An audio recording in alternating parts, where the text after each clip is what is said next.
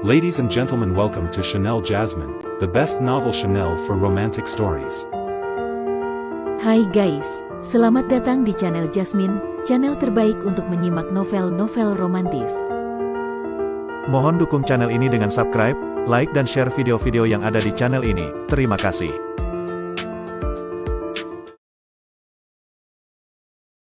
Kaisar Agung Seni Bela Diri Bab 1194. Ancaman pembunuhan yang mengerikan mengunci Luo Xiu dalam tekanan yang luar biasa. Ia tahu betul bahwa dirinya tidak mungkin menahan serangan penguasa suci Xuan Huang ini.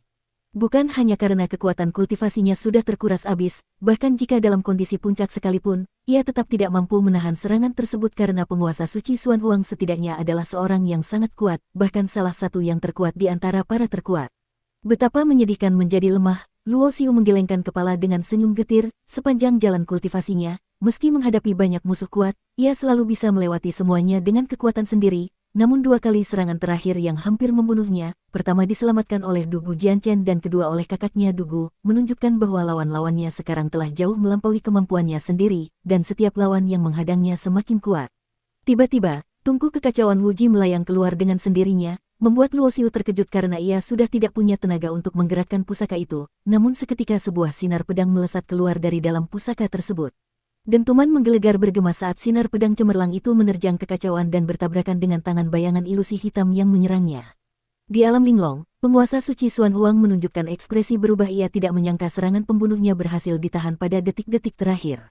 Karena jarak antar bintang yang jauh, ia hanya bisa mengandalkan ikatan darah antara dirinya dan putrinya untuk mengirimkan jurus, tak dapat bertindak langsung, dan setelah jurus itu berhasil dicegah, cermin kabut yang ia gunakan untuk memantau keadaan pun menghilang, menyisakan kegelapan yang membuatnya tidak tahu apa yang terjadi pada Luo Xiu. "Kakak, kau menyelamatkanku lagi," ucap Luo Xiu saat tungku kekacauan Wuji kembali ke sisinya dan sebuah pedang muncul dari dalam pusaka tersebut, jelas merupakan jurus yang ditinggalkan oleh kakaknya Dugu sebagai perlindungan. Luo Xiu tidak pernah menyadari keberadaan jurus itu, karena Dugu sengaja merahasiakannya agar Luo Xiu tidak terlalu percaya diri dan sembrono.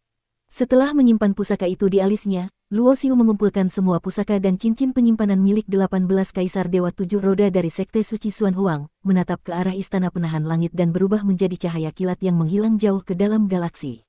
Setelah kejadian tersebut, ia tentu tidak berani lagi berdiam lama di sana. Jika muncul penguasa yang lebih kuat dari sekte tersebut, ia tak punya lagi jurus perlindungan kedua. Dia juga harus segera kembali ke wilayah Pedang Wuji dan melapor kepada kakaknya dan gurunya, karena keberadaan seorang penguasa Dao di dalam peperangan antar bintang semacam ini adalah kunci. Di zaman tanpa abadi di alam semesta ini, penguasa Dao sejati sudah menjadi makhluk tertinggi, dan baik di dunia delapan arah, alam linglong, maupun alam naga langit Taisu, tokoh semacam mereka sangat jarang bertindak ketika mereka turun tangan. Itu artinya bencana besar sudah benar-benar pecah. Sebelum saat itu, konflik tertinggi pun hanya sebatas penguasa Dao atau lebih sering lagi para kaisar agung. Dengan kemampuan merobek ruang dan waktu, Luo Xiu dengan cepat kembali ke alam liar. Di istana utama Sekte Suci Xuan Huang di alam linglong, tiba-tiba seorang pemuda tampan berwibawa masuk dengan marah. "Hauer, apa maksud kedatanganmu?" tanya penguasa suci dengan alis mengerut, sudah menduga maksud kedatangan putranya itu. "Ayah, apakah kau pura-pura tidak tahu? Xuaner sudah mati. Apakah ayah tahu kenapa ayah tidak menyelamatkannya?" ucap Ling Hao dengan amarah membara. Penguasa suci menghela napas panjang. "Ayah sudah berusaha, tapi tak sempat menyelamatkannya." Ling Hao terkejut. Ia tahu betul kasih sayang ayahnya pada adiknya dan yakin ayah pasti sudah berusaha. Tapi yang membuatnya bingung adalah, jika penguasa suci sudah bertindak, mengapa adiknya tetap meninggal?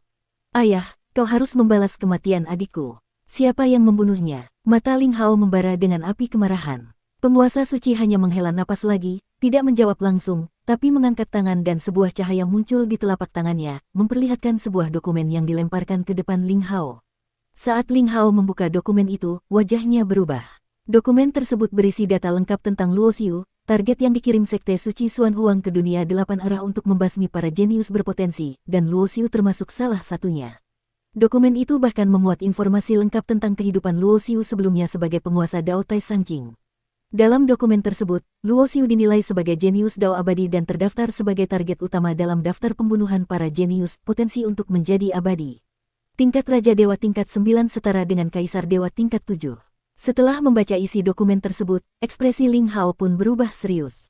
Ia adalah putra mahkota Sekte Xuan Huang sekaligus pewaris masa depan pemimpin tertinggi, dengan bakat yang luar biasa, namun bahkan saat berada di tingkat Raja Dewa tingkat 9, ia yakin dirinya tak akan mampu menandingi Kaisar Dewa tingkat 7. Luo Xiu ini lebih sulit ditaklukkan dibanding yang tertulis dalam dokumen. Ayah menduga dia adalah murid salah satu pemimpin dunia dari 8 dunia tertinggi, dan kekuatannya sekarang jauh melampaui Kaisar Dewa tingkat 7, hampir setara dengan Kaisar Agung tingkat 8, ujar sang pemimpin sekte Xuan Huang. Bakat yang mengerikan, apakah dialah yang membunuh adikku? Mata Ling Hao menyala tajam, karena ayahnya telah menunjukkan dokumen tentang pria itu, dan fakta bahwa pria itu memiliki kekuatan di atas Kaisar Dewa tingkat 7, sudah cukup jelas siapa pelakunya. Sang pemimpin mengangguk tanpa menjawab. Aku tak peduli siapa dia membunuh adikku, maka dia harus mati, dan harus segera.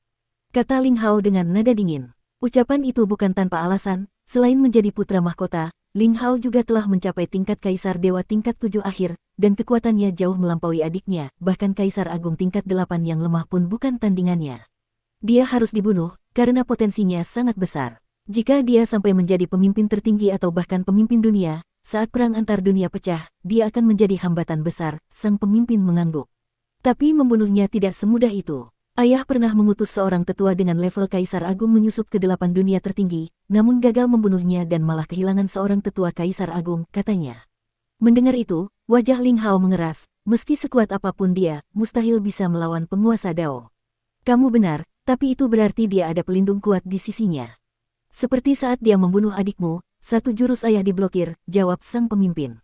Lalu apa yang harus kita lakukan? Apakah kita diam saja membiarkannya bebas? Ling Hao menatap ayahnya. Sangat sulit, sang pemimpin menggeleng, sebagai makhluk yang hidup sangat lama, ia memandang segala masalah lebih matang daripada Ling Hao yang masih muda. Bahkan ayah sendiri masuk ke 8 dunia tertinggi belum tentu berhasil, karena talenta seperti dia pasti didukung oleh pemimpin dunia.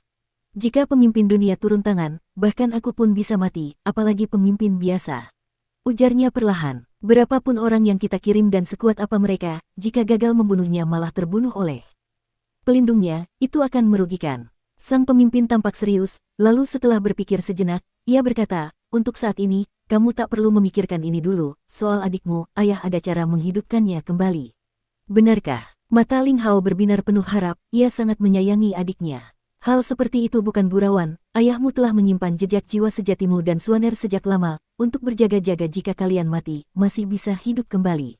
Tapi itu bukan prioritas sekarang. Yang paling penting adalah misi adikmu belum selesai, ini soal penguasaan pemimpin dunia, ayah harus turun tangan. Sementara itu, di wilayah Pedang Wuji, saudara senior, Luo Xiu kembali ke wilayah Pedang Wuji dengan cepat, terengah-engah sambil langsung masuk ke lembah pedang. Sepanjang perjalanan pulang, kekuatannya habis tak sempat pulih, ia langsung minum ramuan, demi menyampaikan kabar soal penguasa Dao Bulan kepada saudara seniornya. Lembah pedang dijaga formasi, walau Dugu sedang bertapa, ia tak perlu penjaga, sehingga Luo Xiu bisa masuk. Namun, setelah ia memanggil dari luar pondok beberapa kali, tak ada jawaban. Sepertinya saudara senior sudah masuk tahap penting dalam pertapaan, Luo Xiu mengerutkan alis.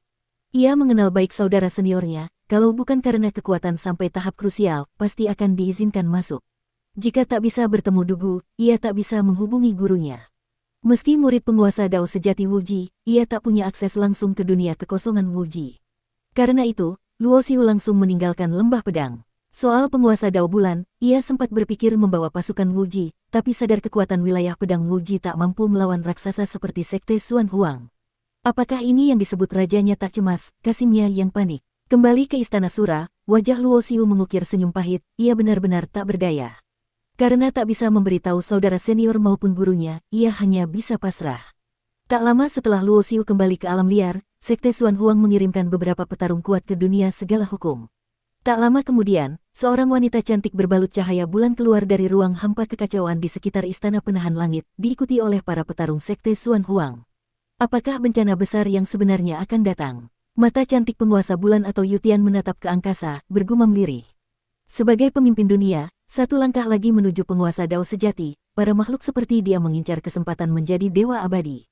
Perang besar 3 dunia yang mengakibatkan kiamat bermula dari perebutan berkah jalan suci, dan apapun sisi yang mereka pilih, semua demi tujuan masing-masing. Bagi Yutian, ia memilih bergabung dengan kubu alam linglong karena percaya kemenangan perang ini akan lebih besar di pihak mereka. Hanya itu saja, bersambung.